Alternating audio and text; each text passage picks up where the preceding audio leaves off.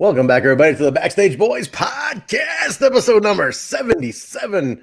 My God, Basil, 77. This 77. I already said your name. I missed the whole gimmick already. I was supposed to say, this is Tremont, my co-host. Basil. There we go. And this is episode number 77.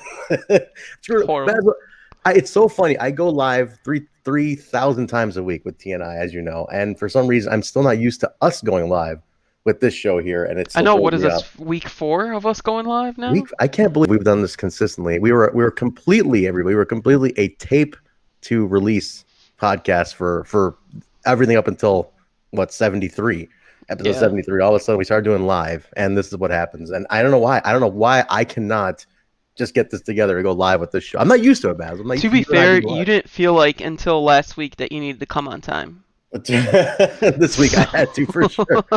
Which is a great segue to who our guest is this week. This is That's why we're early. We are early today. This is early for a reason, because our guest is overseas. He is not on our time zone, so we want to accommodate him, and we're extremely grateful to have him. And this is, to me, it's an honor to have him on, because there are so many awesome questions I'm going to ask him, but not overwhelm. I'm not going to just totally be annoying. I want to be proper, because this is a production-based podcast, Basil. That was our intention, was to give the peek behind the curtain a little bit of what happens back here, right? I mean, we're not trying to. And I have been using all the links that I've grown accustomed to these last few years, and now I'm abusing them because we're in COVID. Absolutely. I've never abused my connections like this before. I'm just like, come on, help me out. So many favors being called in. Let's bring him in, though. Let's bring him in. This is my favorite favor. I'm gonna be honest with you here. This is not even. Yeah, I think I earned the right for this one. I think you should. You say it. I'll click him in. You tell me. You set it off. You give him the Finkel, Penzer, Gary Michael, Capetta. I don't know if I can do Penzer. I mean, Penzer is fantastic. So let's not get to GOAT level over here. All right. But fair enough. We have one of my favorite people. He is everybody has seen his work because everyone loves his work. We have the man behind Impact Socials. We have Garrett Kidney here. Let's bring him in, Garrett. Let's bring him in. Garrett Kidney, welcome to the show. What's up? That was a very long intro. I know. He clicked you in right away. I didn't have control of that, and I was. Garrett, thank you for joining us, man. This is truly an honor to have you with us here today. Well, now that I know that I'm Basil's top favor, he obviously owes me something. So that's true. I owe you. I promise I'll get you pictures for the next show. There we go. Oh, thank you. Well, to be fair, my entire job is to post Basil's pictures and then pretend I'm a genius. Posting off his great work. So. We definitely should not tell them how we plan to make Julian's life hell via social media whenever a new show happens. You literally revel in those pictures of him. Right? He 100% does. He 100% does. Because okay, a little bit like Julian gets super excited. And then I was like, oh, dude, I took so many pictures of you acting like a doofus that I can't wait for Garrett to post these. So this is the science behind that, huh? This is the story behind what happens here. Oh, yeah. This is the one little breaking kayfabe that we're allowed to do. Amazing. Because, one, we're not going to talk about any Impact spoilers before anybody asks. That's never going to happen. That's not what we're about. No, absolutely not. Absolutely not. This is all about what goes into a show. And obviously, since there's no shows happening right now, we have someone like Garrett who actually works on the social media aspect for Impact on a daily basis. It's great to have been communicating with him. He's become a friend of mine that I feel like I can say it's great to talk to him. Half the time we're talking about video games and how much we hate certain things, and it's not even about wrestling half the time. So. Well, that's awesome. And yeah, Garrett, that's if any of that is untrue, I want you to just go ahead and just break kayfabe about all of it right now. I'm sorry, who's Basil? Exactly. Well, Garrett, as he mentioned, everybody, Garrett is the man behind Impact's incredible social media. And Garrett, on a personal note, I just have to say you, and I think I've tweeted this to you as a complete mark. I've tweeted this to you, and you were probably like, "Who the fuck is this guy?"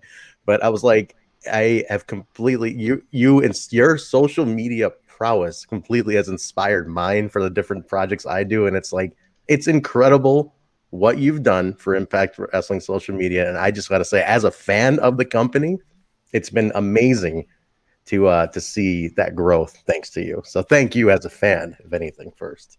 Oh, thank you. I was joking about Basil, but teamwork does make the dream work. That's right. You know, you get Basil's amazing photos, you get the folks in Toronto who do have to work for me anyway, and I'm just sending tweets. It's very much a team effort. It's wonderful to see. Well, yeah, I want to take a step back. I want to talk about, because as I've made it very public, I've followed the company from day one, show one to today, and I saw when you around the time where we started noticing you were taking over, because there was this huge shift in the social media, and we started seeing all the numbers growth and the statements going out about how this was the biggest month and the biggest year, things like that. So we knew somebody new was behind it. If you can, just give us a little background. How did your involvement with Impact come to be, and when did it start? What was the whole catalyst behind everything? Well, I would have writed. God, right? You would have wrote. I would have wrote about TNA. These are the kind of words you only get from people who type. It's actually funny. Whenever I type tweets, before we get into actually answering your question, yes. Whenever I type tweets that aren't work tweets now, it's like for some reason I just get like all my typos and just horrible grammar out in those. It's like I don't have to be professional anymore. I don't have to proofread things. But I would have wrote about TNA for a very long time, reviewing Impact. Mm-hmm. Not always in the most glowing terms. So if you ever want a template of how to bury your way to getting a job with the company, I'm apparently it. Hey, ask Trent. He knows my opinion on the company that we both work for now before I got the job. So apparently you have to bury the company online for a few years. Also, getting blocked by the current 5% owner of Impact, also a good way to get a job. Just saying. Wonderful. Or you can. There is plenty of my writing out there about how to come, because I was reviewing Impact from late 2009 online. Oh no! And you started then. There's a lot of periods during that time in which the show was very bad. Well, 09. Funny you mentioned 09 though, Gary. You could probably attest. 09 was such a great year until 2010 derailed all the work 09 did. Brother. The first show I reviewed was Turning Point 09, which had the Styles Daniels Joe main event and had the Angle against Nigel McGuinness match before that. Exactly. And then the second show I reviewed was the Final Resolution the month later, which had Styles and Daniels in the main event. Mm-hmm. And again, the 3 degrees of pain match between Wolf and Angle, and again, great stuff. And then Genesis, you get the Hulk Hogan promo in the middle of the ring. It's like, their game changes now, brother. You think 6 sides could get you only so far, brother. It's going out the window. As people in the crowd are turning their backs on them, and I'm like, oh, this didn't go well. Yeah. So and then I reviewed Impact Weekly from about 2012 through 2017, which if you've ever reviewed a weekly television show, that is a grind. Finding new ways to say things about mediocre 2-star matches every week is the biggest challenge of your entire life. Well, Gary, I'm sure I can attest. I mean, I review Impact. That I don't know. I'm not really sure if you even knew. I know I tagged the company in this. So I'm sure you probably get annoyed by these two, but the Total Nonstop Impact podcast is me, and we're reviewing it weekly. We even do Explosion, which nobody even which the company barely wants to mention sometimes. So as you know, Shira had a big return on Explosion this week. Everyone's happy. I talked about it. I think you've been tagged in the tweet about it. And so I understand your grind about reviewing weekly. I'm sorry. Impact at the moment is the best show in the history of Earth. It's the best wrestling show going. You can't get better than Impact every Tuesday at 8/7 Telltale Access TV. Yay! Getting the shit in, if you will. But perhaps before January 2018 Impact, there might not have been some great Impacts. It was rocky. No question. I'm just saying, brother. I came in January 19 and things started getting hot. Yeah, everything's great then. Yeah, I mean, Homecoming 19 was a true turning point, Basil. everyone knows the Pursuit era is the era of Impact that Oh. everyone talks about. That's It's very funny. accurate. It's funny because I jokingly brag about how I was the first and the last photographer of the Pursuit era, and, and I was like all 17 people got to see it. Oh god. But yeah, so I would have reviewed TNA for a very long time, including occasionally being paid for Fighting Spirit magazine, which is always nice to actually be paid to write about wrestling, That's which is cool. rare. And then when Total Access TNA launched in the UK, it was the precursor even to GWN. Yeah. I was talking to the person who worked for Anthem at the time, who basically headed that up, and I would have helped here and there. And he pitched to take over Impact Digital on a broader level, which involved bringing me in running social, and that, as they say, is history. That is my origin story. Wonderful. I mean, it's one of those things like you never know when those opportunities will strike, and I always encourage people because Basil and I work on the indies here in Chicago. Myself as a producer, and then Basil and photography and some production too as well. But people ask us constantly, how do I get in? How can I get in? And it's kind of like finding. It almost comes down to finding that opportunity. I mean, and maybe even creating the opportunity. If a company could use that presence or that tool that you can provide to enhance up the product or enhance presence. I mean, that is really what it comes down to. There's no actual science to it, really, right? Would you say it's more so just finding that opening in a sense? Oh yeah, I got this job through Twitter. Yes, there you go. Exactly. I DM'd the Total Access TNA account at the time, being like, hey, the Elix Skipper against Shinsuke Nakamura match, you have to dig it out. Dig that match, because it was the holy grail. It was in the archives. The one Shinsuke Nakamura TNA match was buried, and they did, he did dig that out. And he's like, hey, you seem to know about this stuff, because I have an unnecessarily encyclopedic knowledge of TNA history, and it's a curse. Amazing, dude. By the way. Your knowledge about TNA Impact is so impeccable. Like, it can't be matched of how good it is, because I'll ask Garrett if I'm in the mood. I was like, man, I really want to see this match between blah blah blah and blah blah, and he goes, you know what, got you, and he goes, I'll pull up blah blah blah from 2007, and I was like, the fuck? Yeah, it's nuts. What you're able to do is incredible. I've said following your social media and whatnot is extremely entertaining to just see how much just like deep cut stuff you have and can rattle off like that. So please keep that up. I'm really enjoying it. So I found the one job that you could possibly have that has turned watching thousands of hours of TNA into an actual career. So there you go. Okay. It was just an investment in my future career. There it is. Sitting there watching Asylum Year shows for no reason. Exactly. Like, Garrett, if I recall, you actually made, I think the back of your head made an appearance on Impact once too, didn't it? Am I wrong on this? I could have sworn I saw this. I saw there was a shot where you were in the background doing something on location one time. Is that correct?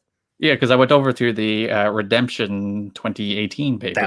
That was it. And the TV tapings after that, they're like, hey, Garrett, you want to go into a pre-tape and just stand in the background while Tessa walks down a hallway and throws some coffee at somebody? I'm like, yeah, okay. There you go. The back of my head was on Impact. Of course, my face is too hideous to even show on this camera, which is the reason it was the back of my head and not the front of my head. You look great right now. I love this promo pic that you have currently. Actually, I was teaching. This was drawn by a 13-year-old student of mine, because I actually went to college to be a teacher in like the 6 months before Impact offered me the job. So I actually dropped out of college to take the Impact job. No kidding. Always a great idea. So yeah, it was one of my students did this. I don't think I paid him for it either. So. Welcome How to the business, how dare you not support struggling artists? Stolen art. What were you going to school to be a teacher originally? Was that the idea? Yeah. So I was a trainee teacher at the time. So wow. And now you tweet gifs of pro wrestling, which is obviously the more noble career. Beautiful. Hell of a transition. That's fantastic. So it's been, you said, since 2018, correct? That was when the you officially came on board?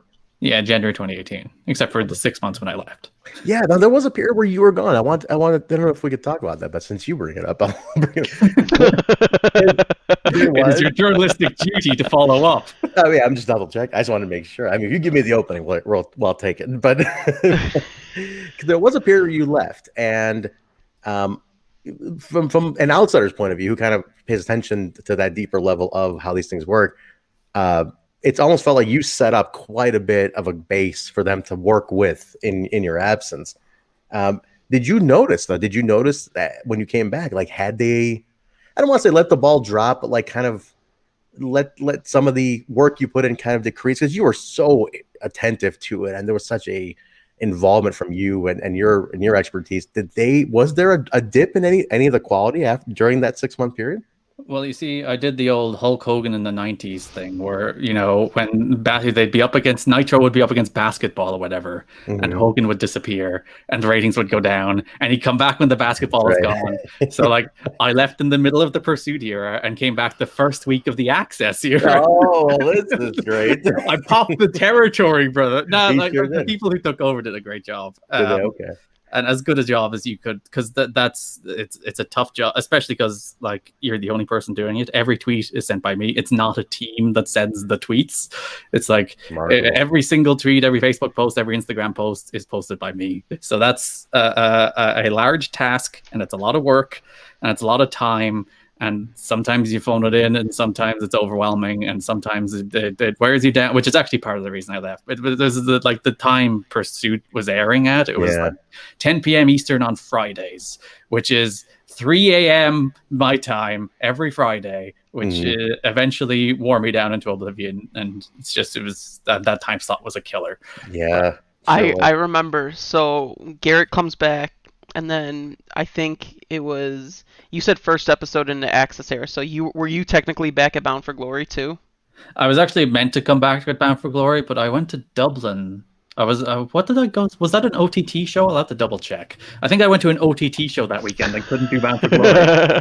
I gotta go to a wrestling show, so I can't tweet about your wrestling show. So I can't start at Bound for Glory. So I didn't start until the Access debuted. Yeah. Well, it sucked because. So I was pretty consistent in 2019, and then I was gone for like the first. I came back at Hard to Kill, and then I was gone for like, what was it, 3-4 months? I was gone. Yeah, I was gone. I wasn't on. Oh yeah. Yeah, right. and then they didn't bring you out. Yeah. So right. Garrett was pretty mad about that. He goes, I was like, dude, what the fuck is with these pictures? Because I'll say it. I don't care. If I don't like something, I'm gonna fucking say it. Well, you would send them to me. You're like, look at what they're putting out there. I was like, what is this bullshit? I sent it to Josh. I was like, is this what you fucking want? And then Garrett sent me the whole album, and then I was so sad. And I was like, Josh, we need to fix this, please. Like, I please. So it's actually been nice with the whole COVID era to be able to live tweet because because we're all just stuck at home anyway. So I started live tweeting pictures because Garrett's is doing so many freaking GIFs. And then we made so many pushes with like the website was one thing, and then you were doing you did the Impact Plus stuff recently, which we'll talk about later.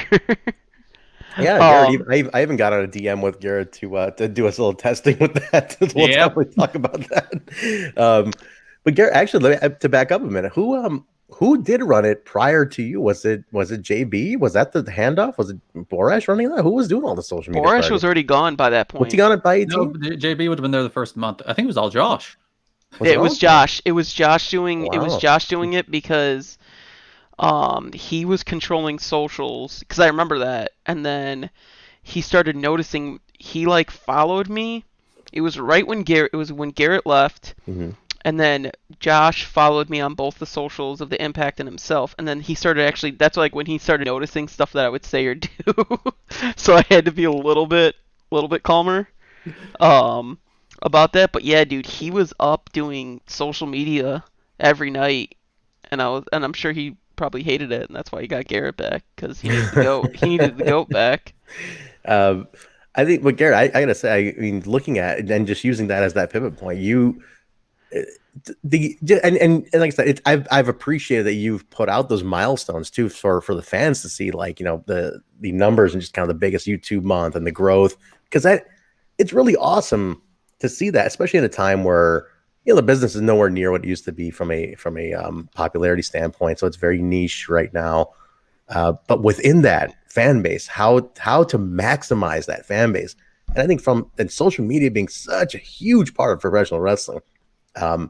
What you've been able to do, and again, going back to say it again, what I said earlier, as a fan, to just have that content constantly put back out there, has been so appreciated by myself and a lot of other fans. And I want to just keep thanking you for it, because it's been such a positive light on the company and the catalog. So I love that you go into that deep into that catalog, and I guess that explains that it all goes back to how you said you were a fan from the old days, right? I mean, did you grow up on, did you watch like early Asylum and then start writing in 09, or did you start watching in 09?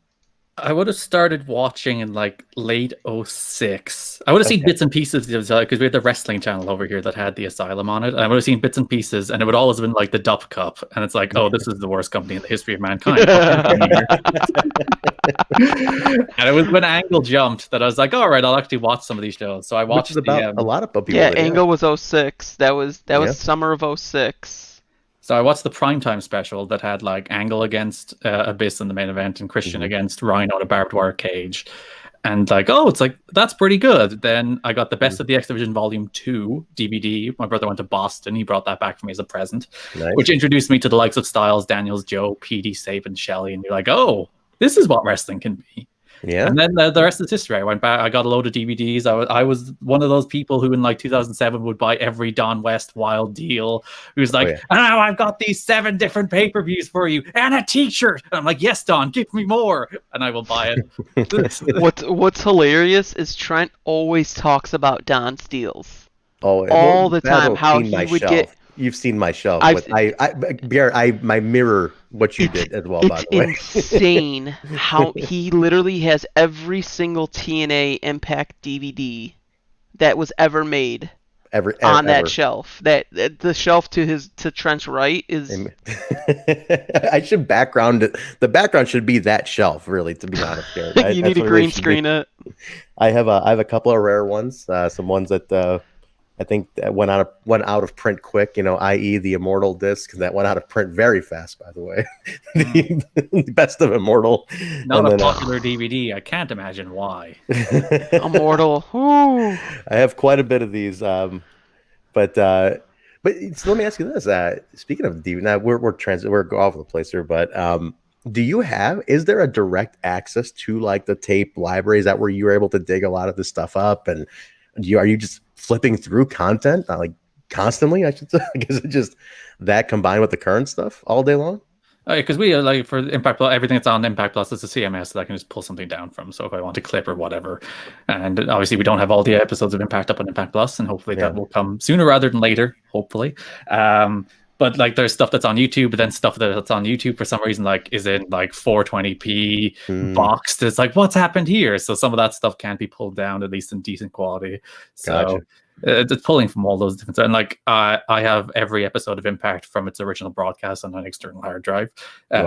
Perfectly legal. Of course. Authorized by the company, I'm sure. Stamped by Josh Matthews. But the reason I did it, like that was pre GWN, when I was like, maybe people aren't going to keep these episodes and make them available.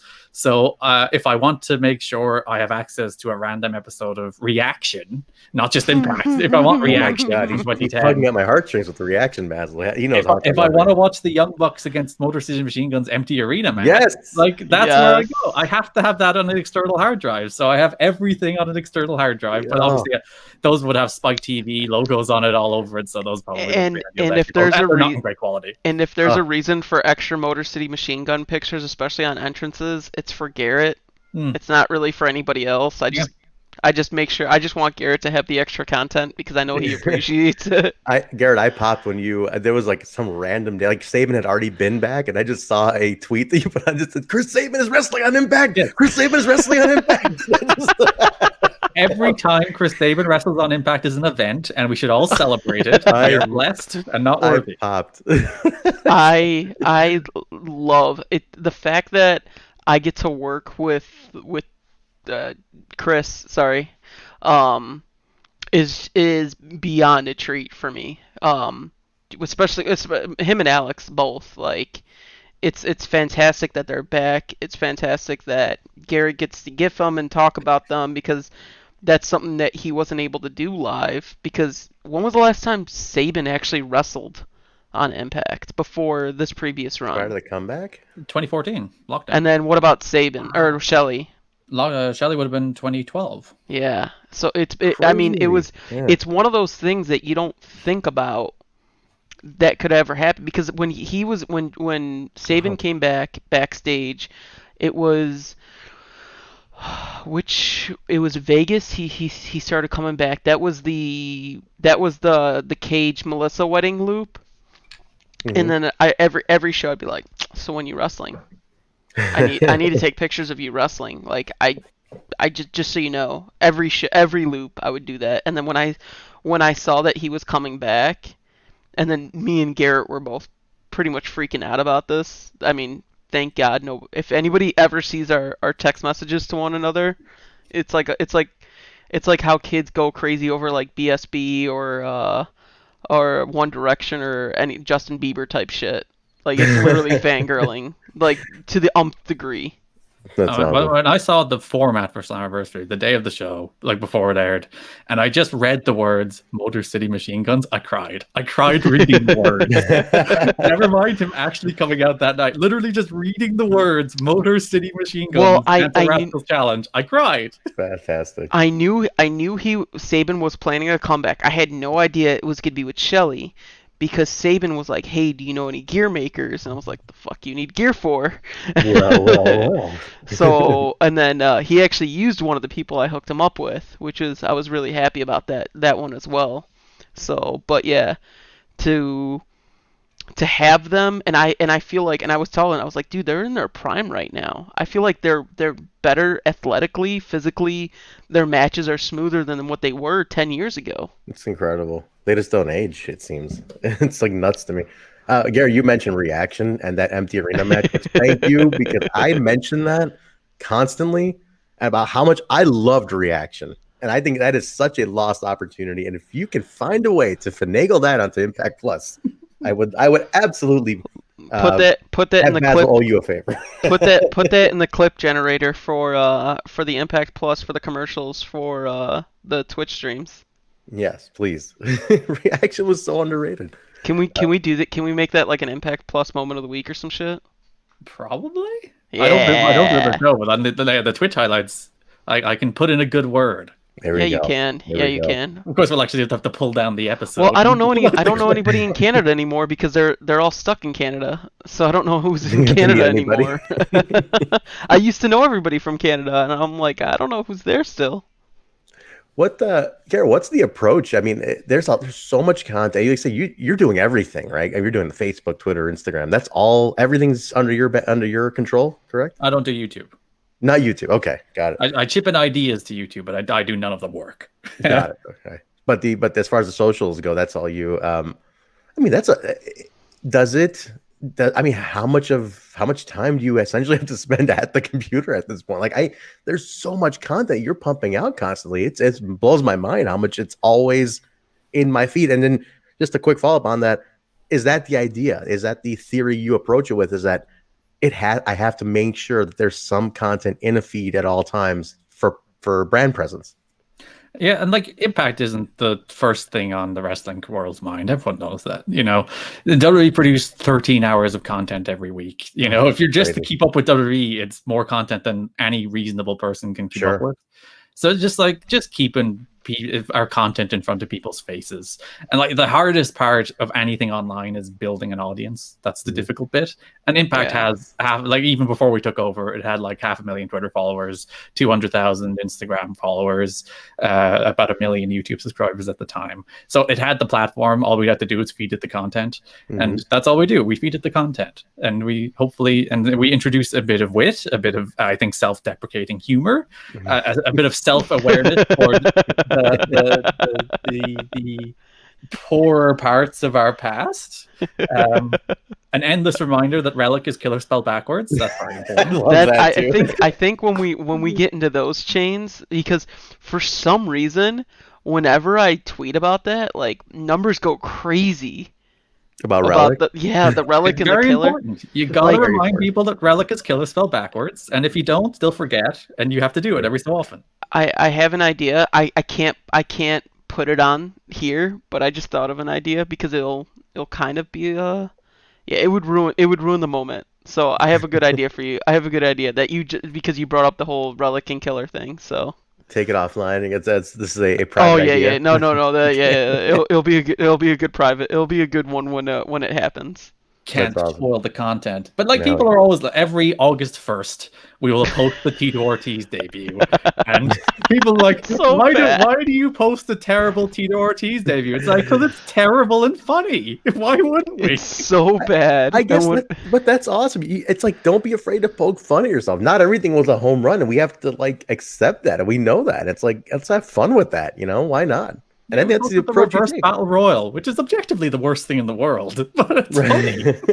But it's fun. It's like why not throw that back out there? Let people engage about it and laugh about it. Now why the hell not? No harm.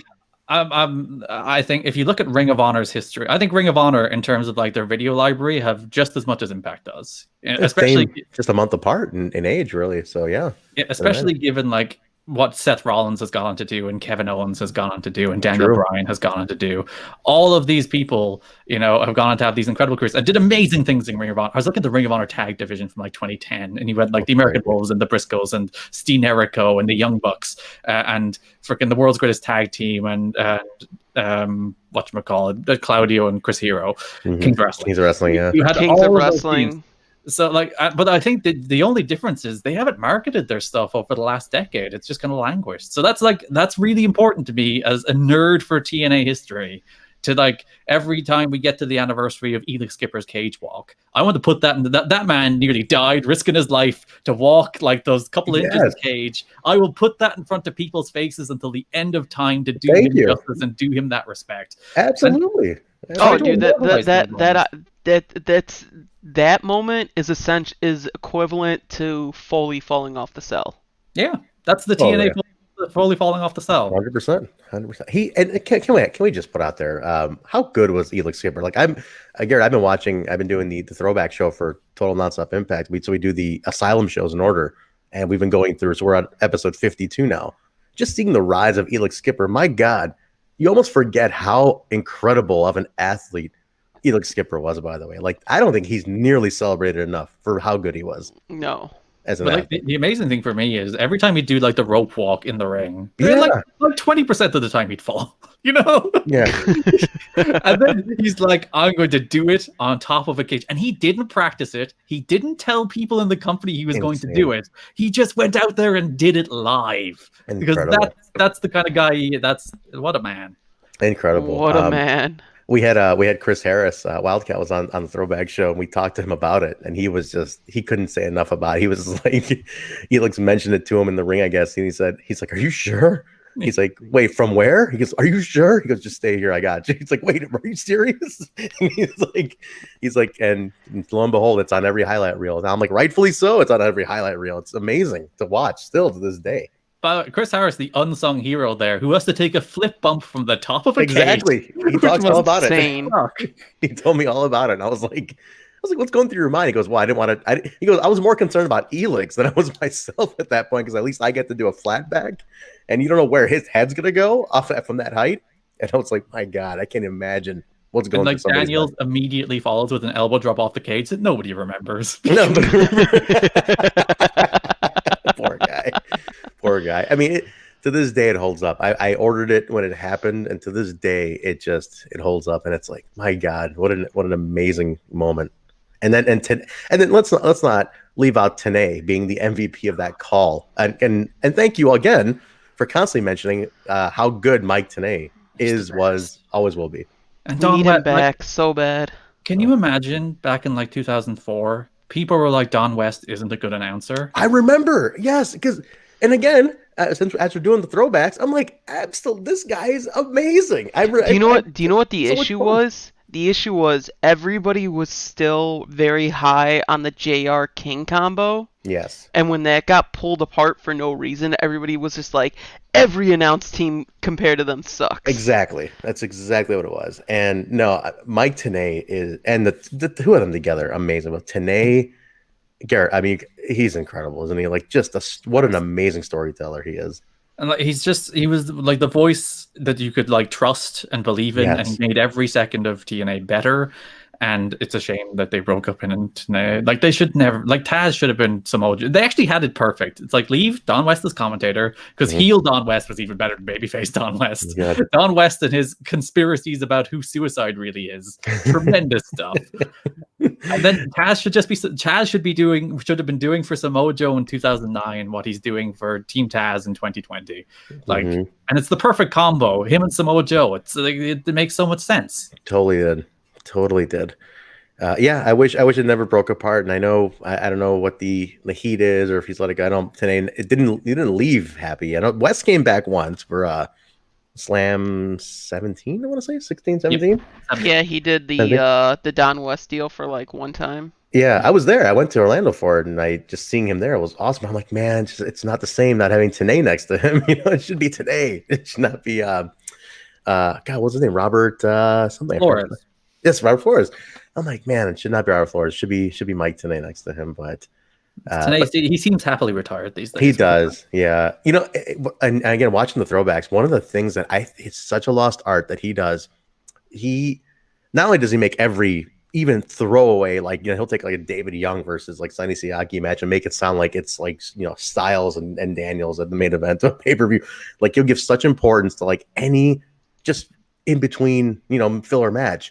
But also, I knew there were times, if you, and Gary, I'm sure you've caught this, there's times where like there is complete lack of continuity in something, and Tenay will do his absolute best to fill in the gap and be like, well, this is why it happened, and they were telling us this, and then, you know, maybe it's because of that, so we're going to go with it here. Like, he'll at least try to explain the gap. And I'm like, what a lost art that is, because nobody even tries to do that anymore, to at least clean up the logic a little bit. It's like when they did Lethal Lockdown, where, you know, pinfalls didn't count until after everybody came in. But there's like a couple of those matches where like they go for pins, referee counts, and it's like, no, pinfalls don't count. You shouldn't be doing this. Mike Tenay's like, oh, they got caught up in the emotion of it all. Exactly. It's such a small thing, but it's like, man, just to give that importance to it is fantastic. You know, it's like that's not being done. That little extra detail is not being done by commentary teams, you know, nowadays. I just to care enough to at least realize that, hey, we might not remember everything, and we might not be catching everything at home. So like, just give us that extra little bit to go off of and explain our you know, our reasoning for it and whatnot. So no, that I'm glad. I again keep putting that out there. Like, push that narrative. You know, you want to push a narrative, push that Mike Tenay is the greatest of all time, because I love that guy. Like, Mike Tenay won Wrestling Observer Announcer of the Year 4 years in a row during an era where Jim Ross was still calling Raw every week. Think about that. That's a good point. He was fantastic. A very good point. And Garrett, if you have to leave at any point, I know your time zone is ahead of us. So if you have to leave, just give us a heads up. I know, because I can literally the man stays up until 6:15. 3 days ahead of time. I know, but I could talk to him about TNA like all night. I know. I'll cut you. You know what? You know I'm the time Q guy. You know I'll cut you off. Don't worry. I got it. I know. so Garrett, like, are there? I mean, obviously you have set some momentum. You've set some game plans, you know, this year for a lot of how the social media is handled. Is there any new avenues that companies looking to explore next year? New platforms that are either coming up or emerging that the company wants to maybe look at? Well, there's this guy called Kenny Omega. Yes. He's a pretty big star. Oh, really? I gotta look into that. It's again, it's the wonderful thing about my job. It's like, oh, Kenny's going to be on the show. my job's very easy then, isn't it? It's like breaking all the records. Look how great I am. It's like, no, it's nothing to do with Kenny Omega being on the show. Oh, It's all Garrett. Let's be honest here. But like seriously though, like we create the ecosystem for that kind of stuff though. You know, we build these platforms with the engaged audiences so that when Kenny Omega shows up on the show, it does better numbers than ever before. And we have it across all of our platforms. I mean, we make sure there's not a person on earth that we can possibly reach that we don't reach. And yeah, Kenny Omega helps. A lot of Kenny Omega. Put more Kenny Omega. More Kenny Omega. I imagine there's gonna be more. Kenny Omega moves the needle. Garrett, I imagine you're going to be busy leading up to Hard to Kill with the Kenny Omega-ness going on. Yeah, not only Hard to Kill, but the week before is Genesis as well. So that's going to be a fun week. You got Genesis on the 9th, then Impact on the Tuesday, and we get an entire Wrestle week. The Good Brothers are watching movies on Access and all that fun stuff. Then you get Hard to Kill on Saturday. That's going to be a very fun week. Yeah. Myself included, I'll be reviewing those for TNI, and then the team there wants like we should review the Wrestle Week too. I'm like, what are we going to exactly review on Wrestle Week, guys? What do you mean review Wrestle Week? I don't know. They're J Bone and Bill are a bunch of lunatics. They want to review anything. Crazy. You guys, I mean, you guys have turned TNA Impact into WWE Network with the amount of content that you guys push out more original content than what Impact actually produces on a weekly basis now. I sometimes, Garrett, feel like guilty. I'm like, man, he's gonna hate the amount of shit we tag Impact in, but I'm like, I still have to do it, But I'm sure Impact gets tagged in so many things that he can't even keep up. Even notice. But by the way, speaking of which, Garrett, thank you you did retweet the fundraiser deal that we did last week, so thank you for that because that did help. I did, and great job with those kind of things. You know, it's great to see. Like, the wrestling community is a strange and occasionally fractured and very toxic place, but when it comes together, it can be a very good place where people do very good things, and that was one of them. Yeah, thank you for that. No, it was interesting. We last minute decided to do it, and then Ross called me right away, and he's like, hey, are you what's your deal with this? And I was like, well, that's what we're doing. And he's like, go ahead and raffle off something. He's like, let us know the winners. We'll ship out something from Shop Impact. So tell them we're backing it. I'm like, okay, cool. That helps. So that helped get some people hanging out from midnight to 5 a.m. to talk about. You guys were up until 5 in the morning. We went midnight to 5, and we did. One of our listeners, and I'm sure Garrett, you've probably seen him, but this listener named Hakeem Fullerton writes amazing like top 10 articles about the company, just various topics. So we just went off of like a couple of his new ones and just used them as discussion pieces. And we were at 5 hours later. We were just up talking on Twitch. You guys are insane. It was bananas. I think that we went into Christmas Eve doing it. So yeah, it was an interesting day, but it worked. It was for a good cause. The next day, I donated to Toys for Tots. It felt nice to do that. So it was all for a good reason. So no, thank you again, Garrett. That was really awesome to have the company actually put it out there too. So it looked legitimate, like we weren't just doing this, and people were like, "Are they actually going to donate this or not?" So it's nice to at least have the official stamp to let people know this was a legitimate deal that we're doing. So thank you for that. But no, Hard to Kill coming. No, let me ask you this: Are you in communication with the AEW team at all during all this stuff going on, or do you have to work with them in any way? I mean, not that there's been some slight crossover, right, with some retweets, things like that. Yeah, we don't really like. There's some stuff we cleared, obviously, but we don't like copyright strike each other on YouTube and stuff like that. Which that'd be funny. Hey, why do you guys have Kenny's win on Impact? Let's copyright strike that. It'll be the first time we've gotten started. We've never been copyright stricken by AEW, but maybe some other companies now and again. Like the Cookie is the Cookie Gate stuff up on YouTube? I'm sure that's been it is. Vince is probably hating it. It's like, get it down. Refreshing the Impact YouTube. My God. Yeah, it's basically we just retweet each other's stuff. You know, if Kenny and Don are on AEW, we retweet whatever Kenny and Don do on AEW. Gotcha. Yeah, I wasn't sure if there was any kind of like, you know, if the two teams were working together in order to like, you know, just obviously to maximize it. But like you said, the content almost speaks for itself at this point. Just having Kenny mentioned gets enough buzz that it just explodes. So. But it's all you, Garrett. It's not Kenny. It's my social genius that's right. Making Kenny Omega a star as opposed to yeah, that kid was a nobody before Garrett got a hold of it. Okay, so the realization of Kenny coming to Impact, because I had this whole thing planned out because I knew the most of the card for Hard to Kill, and then with the storylines and how everything's been progressing, I'm like, okay, so we got Swan Moose coming up at Hard to Kill. That'll be a good unification match, blah, blah, blah. Literally, me and Dan go over the posters. We figure up this whole concept of what to do. Then I get it approved by Scott D'Amore. Scott's like, yeah, that's a great idea. Let's do that. So I text Dan back. Dan stayed up late. So I can tell him, like, yeah, we got all approved and everything. I go up to Swan. I was like, yeah, Swan, for your match with Moose. And he goes, that's not the match. And I was just like, what? and then I was so confused. And then Kenny wins the title. And then him and Don are running out. And they're like, we're going to see you on Impact. And I'm freaking out. I'm like, are we getting Swan versus Omega? Because I still didn't know yet.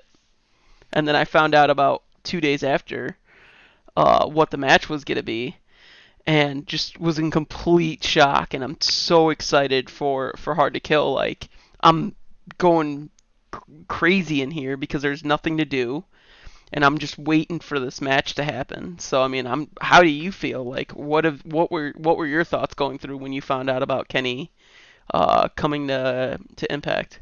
Obviously, the first thing I did was check how often he's wrestled Chris Sabin, which is once. There was one. When did it happen? It was like it's some indie in Canada, I think, in like 2006 or something. They had a single. I love that you went on to Cage Match and probably looked that up. Like Chris Sabin, well, how often they wrestled? But like, how cool of a match! Like the gun, especially like the guns in that match. Like the guns in that match with Kenny is what really excites me. It's fantastic. And, like Alex Shelley in there with Kenny, and obviously Chris Sabin and Kenny. Yeah, like it's gonna be wild to see that, and then. So I'm trying to get access to be, because of with COVID, I've been behind the barricade, and it's been hard to basically shoot like a fan. And I was like, I need to shoot full on ringside for this. Like, I can't have any ropes in my way messing up my pictures. So you're gonna see if you can sneak up a little bit outside. No. I think the whole show I'm gonna try to do normal ringside for that, just so Garrett has proper pictures of Sabin and Omega wrestling. That's the only reason. It's like that's the only reason. It has nothing to do with me wanting to finally shoot a ringside of Omega, because I have shot Omega.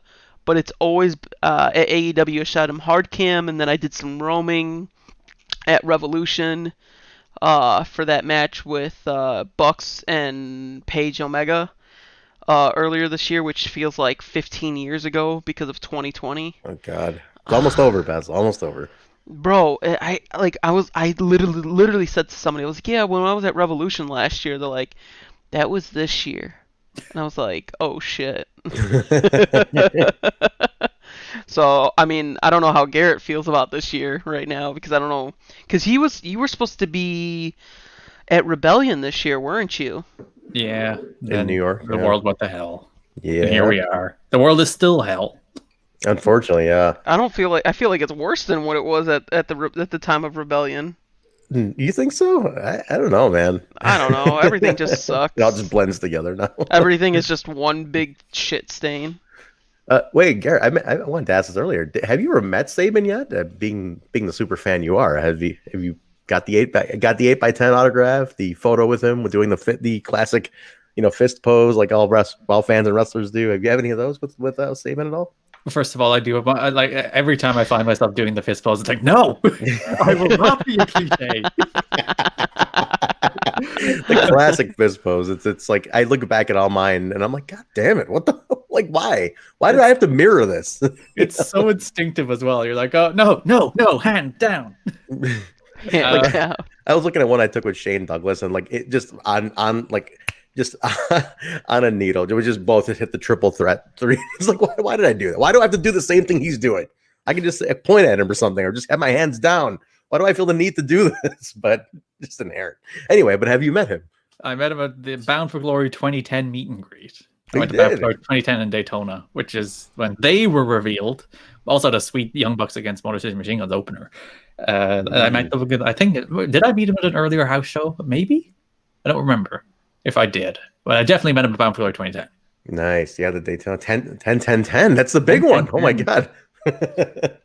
Can you put that? You don't put that one out there enough for how that one kind of. Hey, we tweeted when it was 10-10-10. I did. tweeted at 10 past 10 in the morning on the 10th anniversary of 10-10-10. Did you? I lined up all of the 10s. I did not even catch that part. That's genius. My goodness. You are truly a gift to this the Impact social media fandom, man. That's fantastic.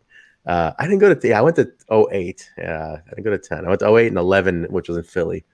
And I went to 10 and 16 when I thought the company was going out of business.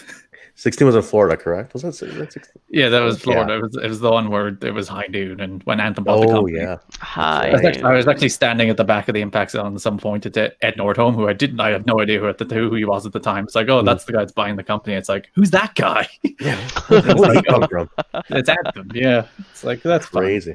Have you interacted at all with Bob Ryder at all? No, like not pretty much not at all, which is a very shame. Yeah, Bob was an amazing person. He would move mountains for all of us. Like there was not that, especially probably like more than a year ago, wasn't always the greatest of planning of things. And I needed a rental car for me and Willie Mack to get from New York to Philly for the Muda show. And that you can't missed.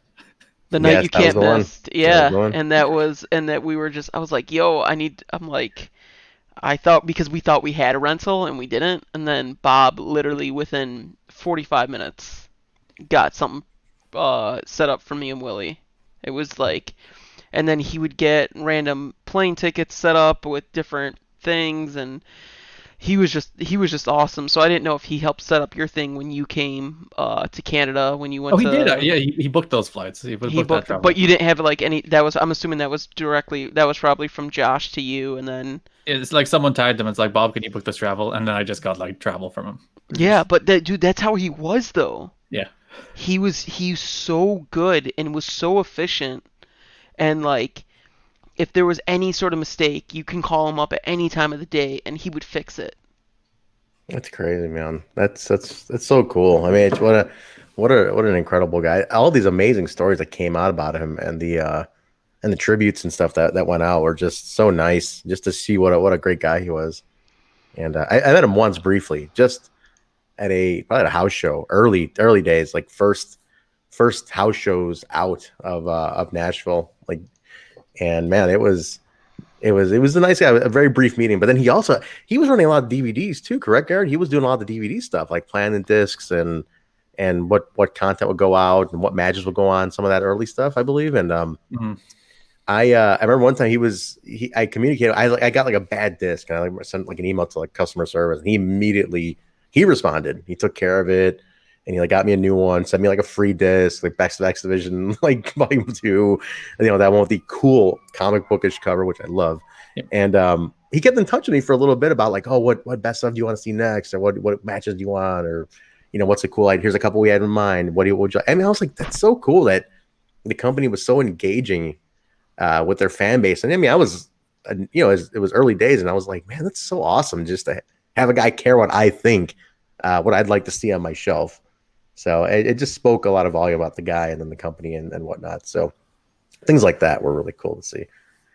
So no, definitely Bob Ryder was a presence. But Basil, you said you were dealing with him just up until all the recent travel too, like the hotels and stuff when you were going to Nashville? Yeah, hotels and stuff like that. He was like, I talked to him, I think it was like 2 weeks before his passing. And I was just like, hey, thanks for everything. Like, I know sometime I'm a pain in the butt and whatever. And sometime. Yeah, shut up. I was trying to be a little bit modest with him.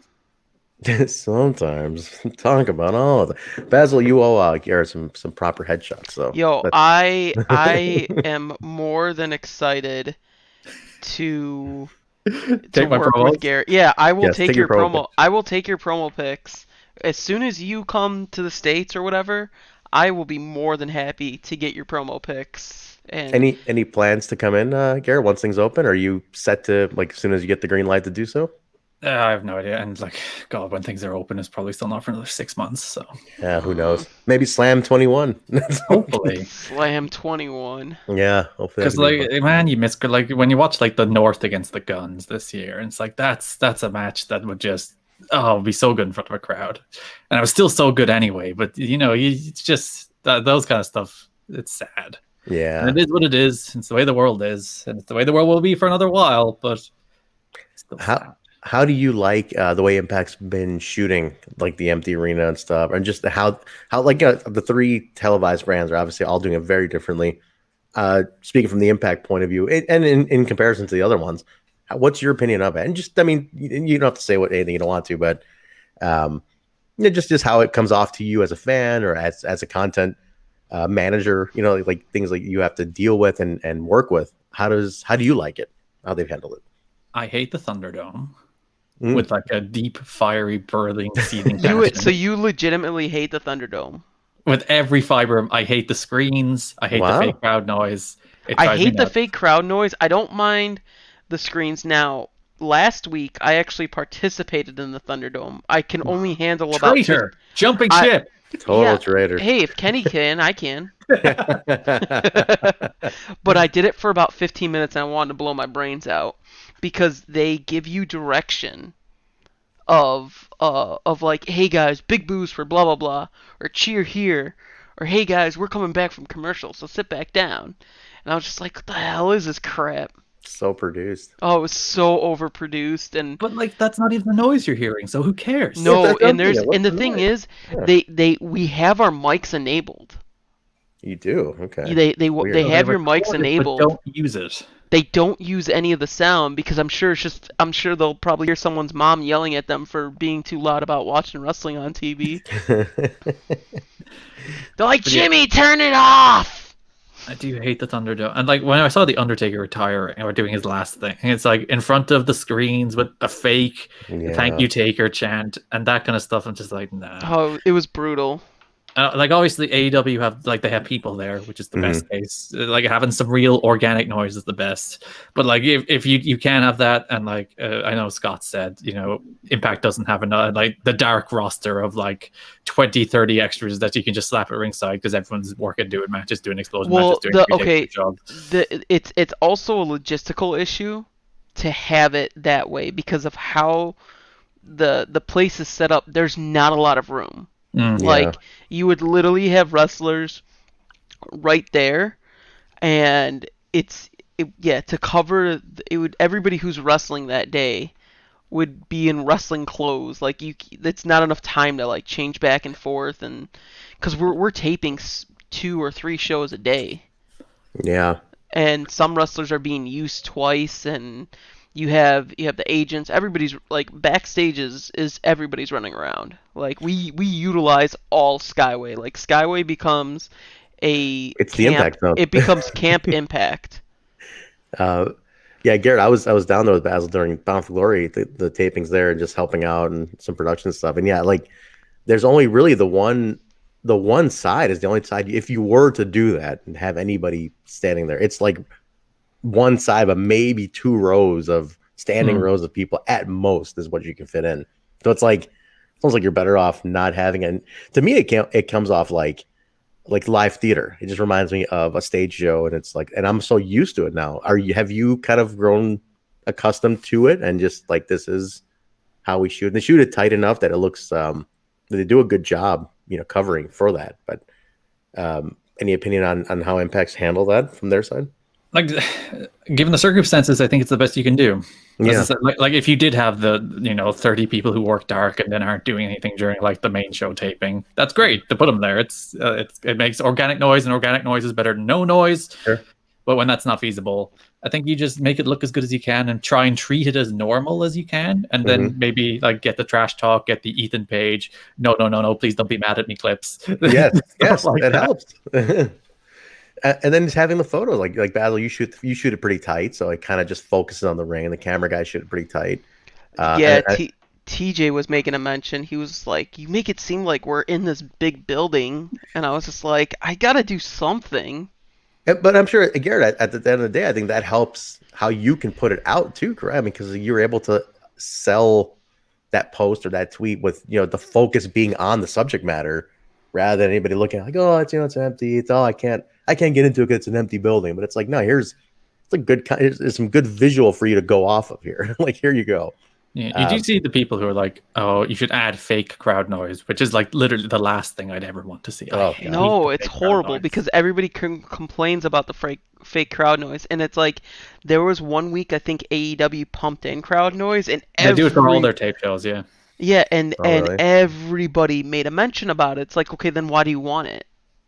Yeah, like, I'm telling you, Impact sounds a lot better than what it is in person because all those fog machines, all the high beam lights, anything that does with lighting in there, all have fans.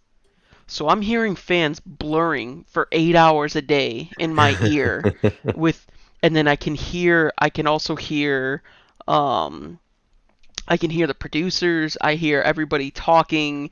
You can hear Tommy Dreamer talking when he's in a match. So it sounds a lot better on TV, guys, than what it does in person. Trust me. So yeah, I think it comes off well. I mean, I'm just, and also I've grown accustomed to it. It feels like live theater to me. The quiet audience, and we're just watching a stage show, and it's like fine. At this, given everything we have to deal with, totally fine.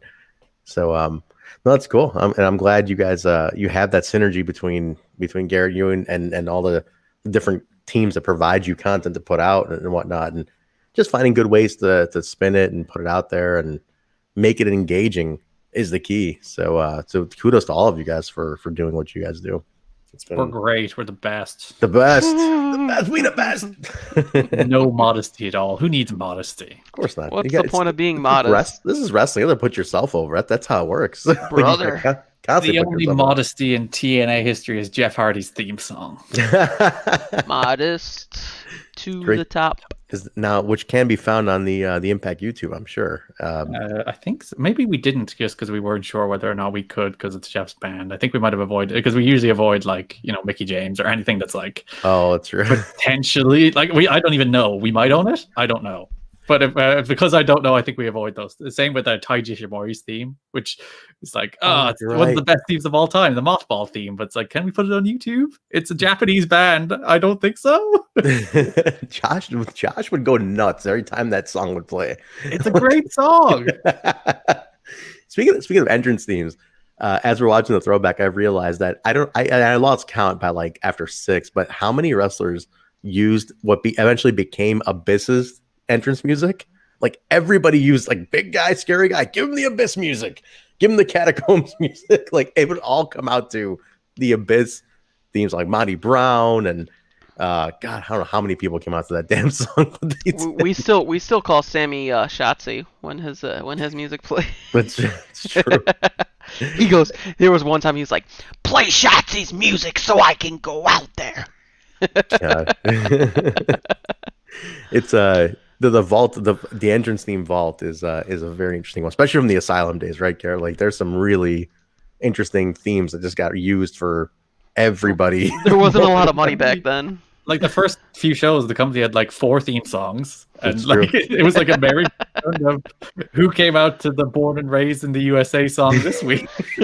my favorite, Garrett, is like, wait, Latin guy, give him that Santana Muzak version of Santana. Like every luchador came out to that one entrance music, and I was like, my God, like even Conan eventually started coming out to it. I'm like, how many more people can we label with this?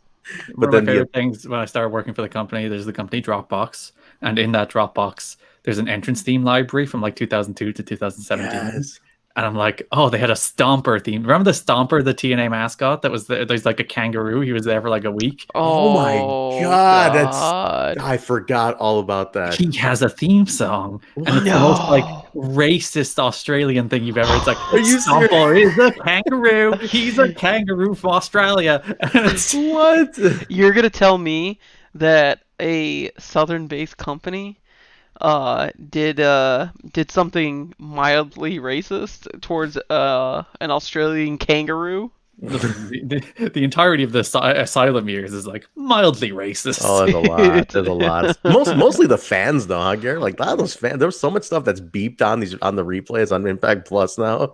Like, man, some of those fans were rowdy back then. It's insanity. Like the things that are getting chanted that were acceptable at some point. Yeah, it's here's wrestling. Thank God it's moved on. Yeah, here's a theme. If you can find this in that Dropbox, this is the one that is completely lost.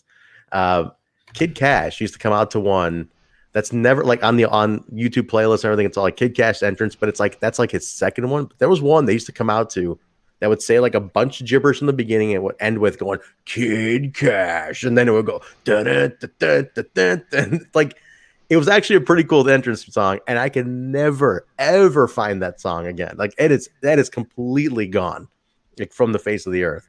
But it's just a bunch of like some voice effect thing, and it just ends with Kid Cash. It just goes into this like generic 2002 rock band new metal guy, But if you can find that one, I will be very grateful because that one is lost. All right, there's 4 Kid Cash themes here. One is the regular Kid Cash thing we all know. Mm-hmm. There's the harder version of it through the company Dropbox. I love Basil. I love that he's got it right there at his fingertips.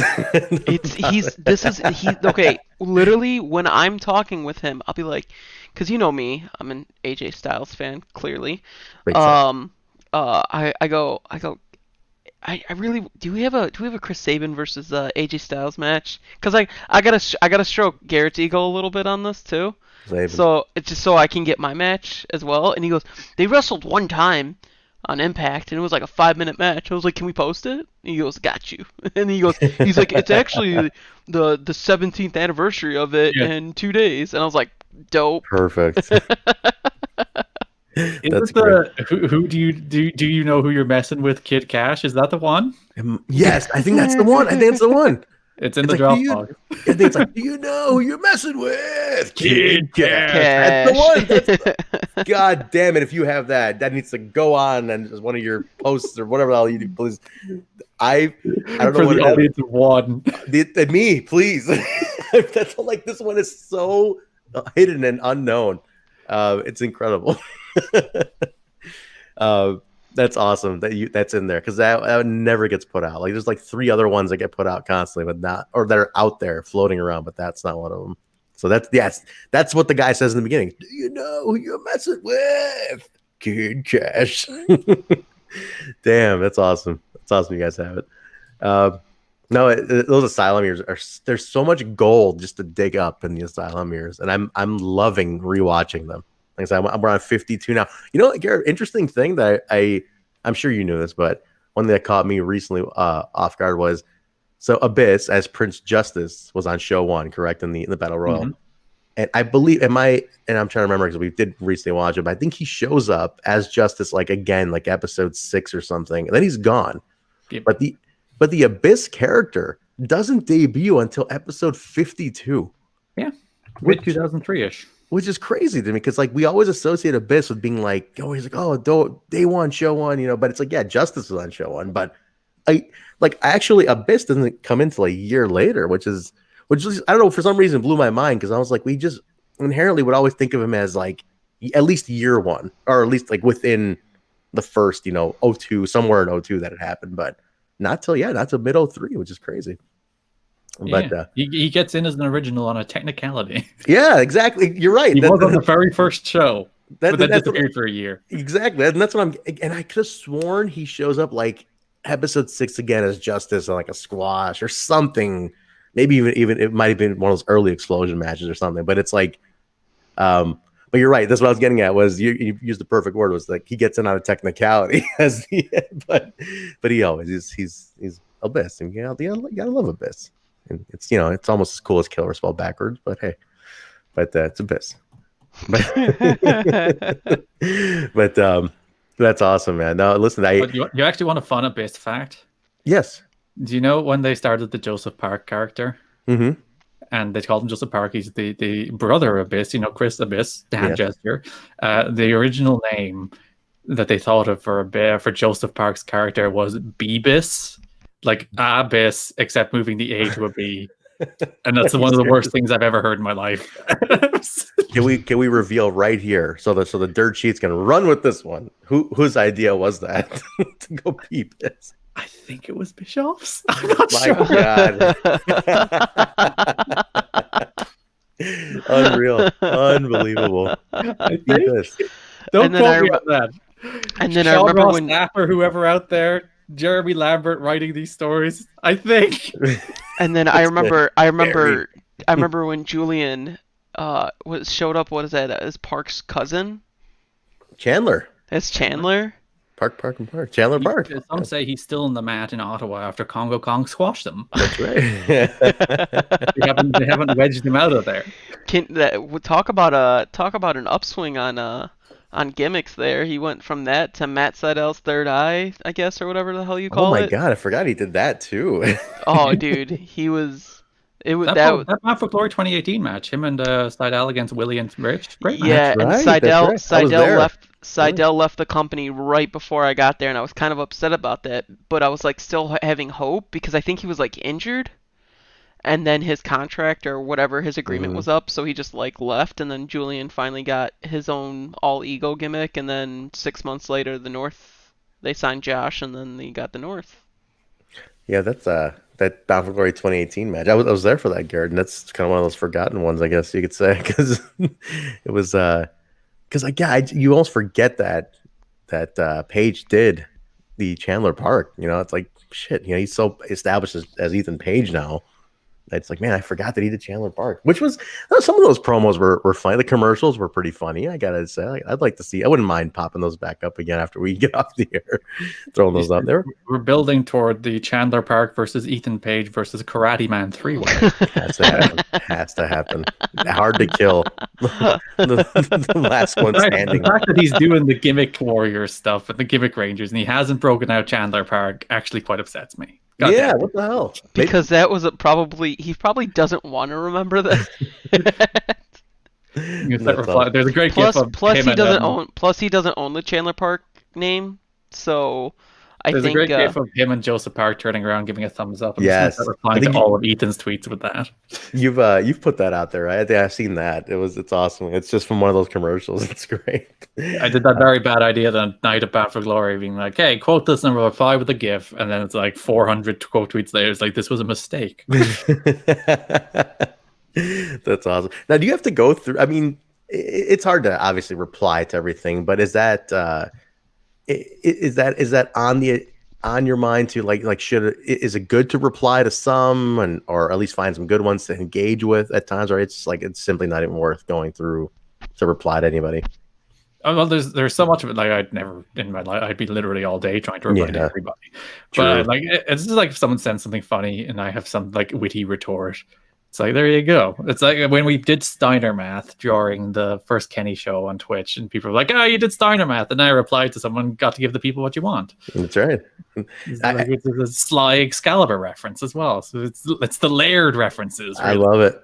I love that you did a quote tweet of there was something with some soccer club or something that Mikel Arteta did an interview where he was like, and there was a 4% chance we should have lost that game, and there was a 65% chance we should have lost that game, but we won it.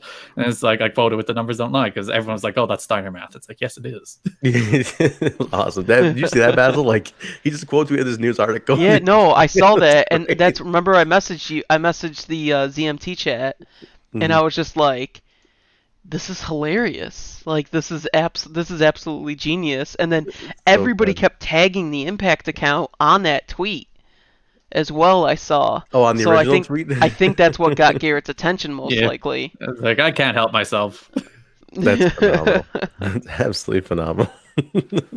I just love that. I mean, I can imagine that kind of stuff. Like, it might draw like that casual eye, be like, what the hell is this guy talking about? Like, who is this all of a sudden talking about, like, chiming in on this? And why is this wrestling company dunking on this football manager? Exactly. Why are they getting involved in this? But that kind of stuff gets remembered, like, it's out there. So, and I guess that I saw the numbers look great on it, so people obviously popped for it. I know I did. So Yeah, those numbers don't lie either. Those numbers don't lie. They do not spell disaster in this case. At Sacrifice. At Sacrifice. At Sacrifice. Still the greatest promo of all time. So Garrett, just some personals I wanted to ask you. Like, do you have a favorite TNA Impact moment that you just love anytime it comes on, or I'll put that out as much as I can, throw on the DVD? Like, is there one personal, absolute favorite moment that you can pinpoint that's just like above all the others? I love the Kurt Angle debut. The walkout, the confronting Samoa Joe, the headbutt, Joe rising, the image of Joe rising up, blood streaming down his forehead. So good. As Mike Tenay and Don West just go absolutely bonkers. He's like, they're nose to nose. It's Kurt Angle in the Impact Zone. He just headbutts Samoa Joe. Olympic slap. It's like, and I love that. I love that so much. I think that's legitimately like one of the best angles in wrestling history. It truly is. Have you seen it, Garrett? I don't know if this was. I thought JB shot this. I don't know if it ended up. I know it went out on Impact Socials years back around that time, but there was like raw, like cell phone camera footage of the Impact Zone reacting to it. I know there's like the official, obviously the nice camera footage of it, but there's like a raw cell phone footage of that the reaction from the crowd. And it almost feels like it's 10 times louder than it actually had to, came off on TV just because of filters and whatnot going through production. But have you ever seen that clip? And I don't know, does it exist in the Impact Vault or what? But it is deafening how loud that pop is for the Angle debut. Yeah, because I know there was the announcement of Angle where there was the footage. Right. That was, I believe that was at. I think that which pay-per-view was No Surrender 06 was they did the announcement. No Surrender. That was at Sunday, and then he debuted. Was Impact on Thursday at that time? In those days, Thursday, yeah. Those days, 06, yeah, that was Thursday, and that was. It would have been Spike? Like 2 or 3 weeks later on Spike. Yeah, that was Spike, and I remember that. And then that whole angle was just no pun intended, but that whole angle was just fantastic. I'm gonna find. I know somebody about a year or 2 years ago tagged me in it, or like the TNI show, and it was like it was that cell phone footage, and I'm like, man, I should just like screen grab this, but I'm like, I'll favorite it and keep it, but obviously you have to dig back for it. But I know it exists, and I'll send it to you guys. It is incredible.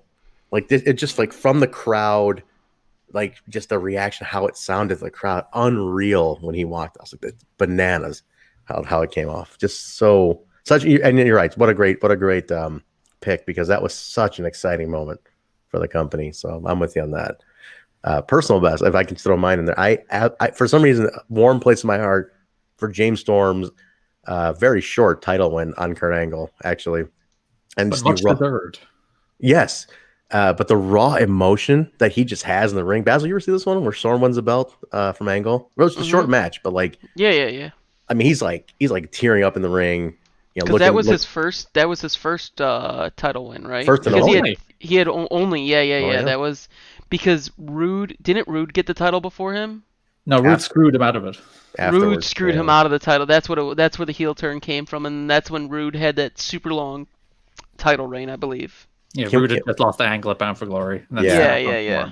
Which went over. I was there live for that one, Garrett. Did not go over very well. I hated that finish at the time. I hated it so much. I was so mad that Rude lost. Because they did the great build-up and told his great story, and then he went in there, and it wasn't even a good match because Angle had like a thigh injury or something. So he had a tear or something. I know it wasn't great. And it had that weird finish where like he sort of got his foot over the rope or whatever, and sort of didn't, and the crowd didn't really buy it as a finish, and it sucked, and I hated it.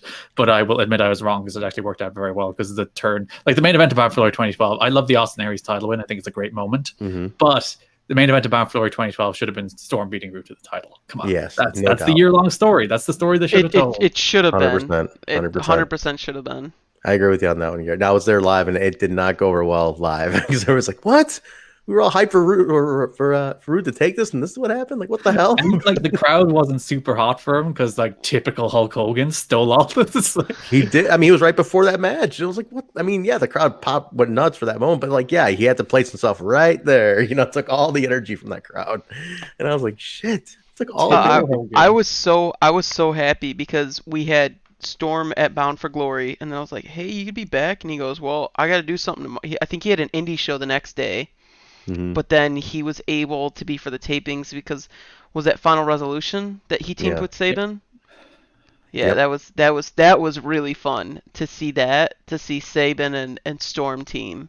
I thought that was a crazy combo that I want to see more of. I want to Yeah, see more actually, beer guns. beer guns, Garrett, honey. Beer Let's talk some beer guns. guns. And I love the thing where like at Slammiversary 2011, Rude got injured and Shelley stepped in to replace Rude, so you Yeah. had Shelley and Storm, and then Final Resolution 9 years later, Shelley goes down and you have Storm step in to take So his place. cool. It's that lovely. But I love stuff like that where it's like Me that's too. not the story they told on TV. You know, they had a different story, but you can like supplement the story with like those little historical details. I that love kind of it. add in that extra layer. I love that stuff. And you Yeah, put that it out, was- didn't you? Didn't you? Didn't Yeah, you? we put that Yeah. clip out. And I love that. I was like that, and that's the brilliance of what you're doing. It's I'm like, I love that you put that out there because it, like I said, it just supplements that story and it adds to it. I'm like, man, because I was like, wow, what a trip! I didn't even remember that. I'm like, that's so cool. And it just fell into to play that way. That's awesome. But yeah, Basil, the Storm winning, because like to this day, it'll hit me when he starts. He's like tearing up in the ring and looks up because his father had passed, and he's looking up at the sky, and I'm like, man, it hits me to this day. It hits me every single time because I love Storm too, and yeah. him and I get along so well. I know that's such a raw emotion from him, and I was pestering him. I felt bad because I was pestering him. I was like, "Hey, Storm, can we really get your? I want to get your new promo pics because I don't want to. Because when was the last time Storm was in Impact?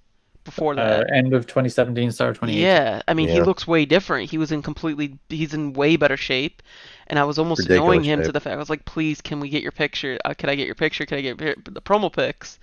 I was so happy, and then there was like a period. They were up next, and then it got delayed by like 20 minutes. So everybody in that match got new promo pics. They're like, "Fuck it, let's just take our promo pics and get new ones," because he was kind of hesitant, and then Saban got it, and then Saban's like, "Yeah, I want to get my new jacket." I was like, "I got you," and then Storm was like, "Ah, fuck it, let's go," and then took some of the coolest promo pics ever. But yeah, and then Garrett, I know we're over an hour and 20 right now. Yeah, I was know gonna it's, say. and we're gonna wrap this up soon. So Yes, yeah. it's like, what time is it right now in Ireland? It's 1:30 in the morning. 1:30 in the morning. There you go, Basil. That's so Irish of you to say. I love it. It took Basil a second to figure out what does he mean. Oh by yeah, I had a weird thing because like we say 1:30, which is a thing apparently Canadians don't say, and I don't think you say either. Do you? No, we we say don't. we say 1:30. So yeah, so 30 minutes past 1, we say 1:30, and See- I said that on a work call, and I was like 1:30, and they were like 1:30 what? So like, what does that mean? And I was like 1:30. What do you mean? See, What's difficult about this? We'll say quarter till or quarter past, but Yeah, we'll we go don't with do quarter. but we'll say 30. See, That's why we have the completely impact illogical and to me. remember impact in 30, Impact in 30, that's right. Or Impact in 60. impact in Actually, 60. Is it impact in 60 or I thought it was 60, in, Basil. Impact I in 60. Way to keep up with the brand, Basil. when My was the last time we God. had an impact in 60? Well, they Literally remake. last Tuesday. They was Oh, last did we bring it back? It's back. It airs every week after Impact. I thought that was Aftershock. Now, Aftershock is online, but Tuesday is 10/9 Central on Access TV. You can watch Impact. Oh, in see, I don't 60. get access to. Let me. I actually don't remember what's Tony- this week's to- Impact I in 60. Tony Schiavone's kind of right. I don't get it. I have to watch everything on Twitch. Yeah, Twitch is. That's what Twitch is there for. This week's will be about the Wolves, Davey and Eddie. There you go. Nice. I'm a Oh, huge Wolves fan. so Eddie will show up. I have taken best theme song in Impact right now, by the way. The best one. What The the best theme Wolves? song in Impact. I love that Eddie Edwards. theme. Everybody seems to love that one. Oh. Even backstage. Me and Kevin Martin go crazy. So like the first few weeks, they were testing out theme songs because they were trying to get like everybody's lighting down with the setup, and free focus on that, whatever. And me and Kevin were singing Eddie's theme song like crazy. And then when they had the skit with Eddie and Rich singing it a few weeks ago, Yeah. I thought that was great. Well, So you- why won't you focus? You know what that stemmed from? So here, check this out, Garrett. There's a funny thing that happened at Skyway. I was helping out with Penzers around the ring, and it was going to be, that's when he had and then right after it, they were going to film this that backstage moment where it was Rich and Willie in Rich's locker room, and then Chris Bay came in and all that. So Rich is going around just singing the song, and he's like, and then somehow something came up where like Willie was like, "Wait, I am the fire." He goes, "Isn't it? I am the fighter." And he goes, "No, it's the fire." He goes, "No, because Eddie's a fighter, right?" I'm like, "Wait a minute, is it the fighter?" So I'm like, "Wait a minute, I thought it was." I'm like, "Fire" myself, and he's like, "No, I think it's fighter." So then they're all singing it. We're all like singing along. It's And Eddie fire. I know, but everybody started questioning themselves because they're like, "Well, he's a fighter." Like, "I am the fighter." Yeah, that makes more sense, right, Willie? It's like, "Yeah, you're right." Yeah, oh shit. Then Eddie walked by, like, Eddie, come over here. He comes over. He's like, "Is it fire or fighter?" He goes, "It's fire." Like, who says it's fighter? He's like, "Well, because you're a fighter and you got the fists on your logos." And he's like, "No." He's like, then they all start singing it together and like right by where like they're filming this thing, and like that's where I'm sure that's where that skit stemmed from, was like that whole Because they made sure they say the fire line. Yeah, exactly. That's why, because there was such a confusion on if it's fire or fighter. But yeah, singing on that theme note, songs. yes. Singing theme songs is a big thing that happens at Impact tapings, and Eddie's is top of the list for sure. On that note, Garrett, thank you again for joining us. It was so awesome to have you, man. I could really do this all night and just talk old TNA and Impact stuff. I'm just confirming your PayPal. It is Garrett. That's, 150 for the appearance fee, and then another 50 for going long. And are we talking 50 Canadian here? Oh no, euro. Because we're a Canadian company. That's right. We go Euro. We're a Canadian company that's based out of Nashville with half of our all of our images is based out of the UK. I mean, we're a worldwide company. Well, why, baby? Gary, you want to plug anything? Twitter, Twitch, your podcasts, and your YouTube. Everything. Yeah, you can follow me on Twitter at Garrett Kidney, GARETTKIDNEY. If you see the dumb face you see that has circles coming out of it while you talk, that's me. You can check out my YouTube channel, youtube.com/Garrett Kidney. I did a TNA Impact retrospective a couple months ago. You can go watch that. Me and my brother do a Disney podcast where we review all the Disney animated films. You can go to magicbydesign.buzzsprout.com to listen to that. We just did Hercules this week, so if you're into Hercules, there you go. That's about it. Impact every Tuesday, of course. Great company man that I am. Every 8/7 Central Access TV. Follow the Impact Wrestling socials where you can see my wonderful work. And occasionally, my policy is there's no such thing as a bad tweet. There is such thing as bad, but really, there's no such thing as a bad tweet. That's very true. That's right. Actually, real quick before you mentioned the podcast, you did an Impact podcast for like a handful of episodes. We did, yeah. The total nonstop. What did we call that? Recall. Recall. Yeah, there we go. Yes. Even I've forgotten the name. I didn't recall the name of my podcast. But hey, but yeah, we did 3 episodes. We had Scott D'Amore on. We had Petey Williams on. We had Chris Harris on. I remember that. I listened to them, and then I think that inspired me to name mine Total Nonstop Impact. But yeah, what happened? It just time? We just didn't have time. Yeah, and then I was enjoying those. Yeah, I left the company, and then the person I was doing with Dave left the company as well. So then there's just nothing left. So I was trying to remember who the other guy was that you did it with. Was he still at the company? No, Dave Hodson. He would have been the guy who came in and basically gave me the job. We did that podcast together, which I thought that was a good podcast. I kind of regret letting it kind of die away because again, like with the passing of Bob Ryder, I was thinking about the number of stories about TNA history that went with him. Like he was there from the very beginning. He knew where all the bodies were buried. He knew all the dark secrets. There's so much stuff that probably only like he and like Jeff Jarrett know, and maybe Dixie and maybe Vince Russo. That was like only 4, I would imagine. Borash is another one, maybe. Yeah, JB as well, probably. Yeah, but like some of the history and some of the secrets of the company might go with some of these people, and that's just a shame to me to not get the stories and the history of the company. I know, my God. Because I fully intend to write a TNA book at some stage. Like, absolutely, I've been teasing doing it for far too long now. I should actually start, writing it. But like, so whenever like someone passes away or something like that, and like just stories go with them, and if they're not told, they just disappear, and that makes me very sad. Yeah, I hope we can get more on document before. As you near writing your book, but yeah, the more we can get down, the better. Like you're right, it's sad about Bob. We didn't get too much. We got the year 1 DVD at least. We have to put that out. I'm so mad they didn't do more of those. Because I was like, oh, you do year 2, you do year 3, you get all the stories. It's great. It's like I was really expecting that. It would have been perfect. I thought that's what we were really expecting that. That would have been nice. Well, Garrett, thank you again, man, very much. Hang with us. Let's do our close. We'll do the close, and then we'll do a proper goodbye after we go off the air. So let's do our close real quick and hang tight as we do the outro, if you don't mind. Basil, where can people follow you? You can find me on Twitter and Instagram at BZ. That's a B, 2 E's, 4 Z's, and a Y, just like how it's listed right there. Um, I'm not gonna even plug the photo website right now because there's no new shows. There's no new stuff. But Twitch is twitch.com or twitch.tv/BZ with an extra E in it because for some reason some asshole took my BZ, which I don't know who you are, but you're a dick. Awkwardly looks away. That wasn't me. No, it's not you. You like me somewhat. Then I charge to give it back to you. That's the hustle. You'd have to spend an hour and a half with you, Basil, at least. I know. So, but yeah, that's it. And then where could they find you, Trent? You guys can get me at Trent Zuberry over on Twitter, as well as the Total Nonstop Impact podcast. Speaking of all this Impact talk, which we're going to be live tomorrow, the post show after Impact goes off the air. So join us. Match of the year reveal tomorrow. Woo. Yeah, big time. We're looking forward to it. We're going to have Gia Miller joining us tomorrow night. So join us for that. I love Gia. Yeah, she'll be hanging out with us for a little bit tomorrow. And so join us for that, guys. Twitch.tv/Total Nonstop Impact or on YouTube as well, .com/Total Nonstop Impact. This show, Backstage Boys, all audio platforms, Apple Podcasts, Stitcher, SoundCloud, Google Play, iHeartRadio, TuneIn Radio, Spotify, Pandora, Amazon, you name it, we're on it. Rate, review, subscribe, please. YouTube.com/Backstage Boys, ProWrestlingTees.com/Backstage Boys. Get your official t-shirts, including the new comic book t-shirt that is out, designed by the legendary Juan of the Dead. Juan of the Dead, who does many Impact shirts too on shopimpact.com. Sure and does. I think Trent even found a way to get us on Napster or some shit.